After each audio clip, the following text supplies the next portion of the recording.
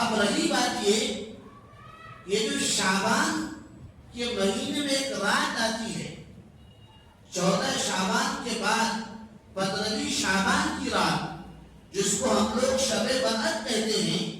اس کی فضیلت ثابت ہے یا نہیں ہے؟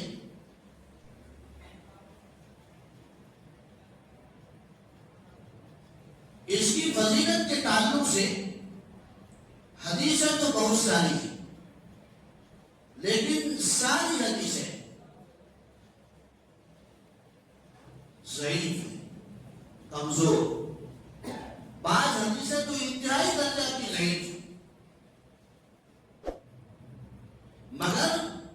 ایک حدیث شب برأت کے تعلق سے ایسی ہے جس کو صحیح قرار دیا گیا ہے.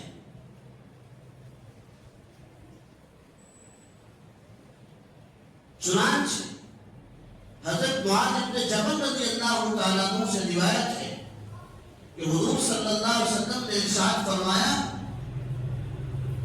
کہ شعبان کی 15ویں رات یعنی شب برأت کو اللہ تبارک و تعالیٰ اپنی مخلوق کی طرف متوجہ ہوتے ہیں اور سب لوگوں کی مغفرت فرما دیتے ہیں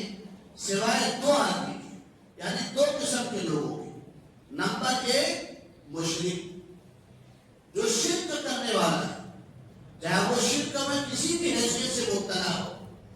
چاہے وہ اللہ کی ذات میں کسی کو شریک کر رہا ہو، اللہ کی صفات میں کسی کو شریک کر رہا ہو، کسی بھی اعتبار سے جو شرک کرنے والا ہے، اس فضیلت والی رات میں بھی اللہ اس کو معاف نہیں فرماتا. اور دوسرا آدمی جس کی اس فضیلت والی رات میں مغفرت نہیں ہوتی، جس کا بیان اس حدیث میں کئی لوگ ہیں، اس کی تفصیل آئے گی کس کس کی مغفرت نہیں ہوتی. دوسرا آدمی جو اس حدیث میں بیان ہوا ہے وہ ہے کینہ پرور، بغض، حسد اور دشمنی کو اپنے دلوں پر پالنے والا. کسی سے کبھی نوک جھونک ہو گیا، انسان ہے، ایک ساتھ رہتے ہیں تو آپس میں کبھی نااتفاقی ہو جاتی ہے، کبھی جھگڑا ہو جاتا ہے، ہم کبھی کوئی بات کسی کو کہتے ہیں اس کو ناراضگی ہو جاتی ہے، یا ہم کو کوئی بات کہہ کر ہم کو ناراض کر دیتا ہے. تو ایسے موقع پر ہونا یہ چاہیے کہ انسان اپنے دل کو پاک صاف کر دے، معافی تلافی کر دے،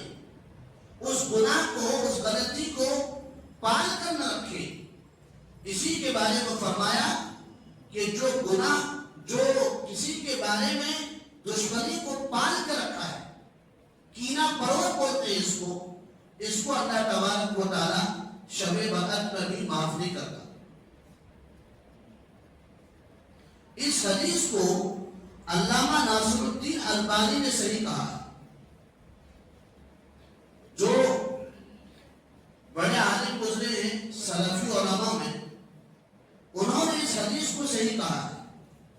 اسی طریقے سے شب برأت کے تعلق سے علامہ مبارک پوری، علامہ عبد الرحمن مبارک پوری، یہ بھی اہل حدیث عالم ہے.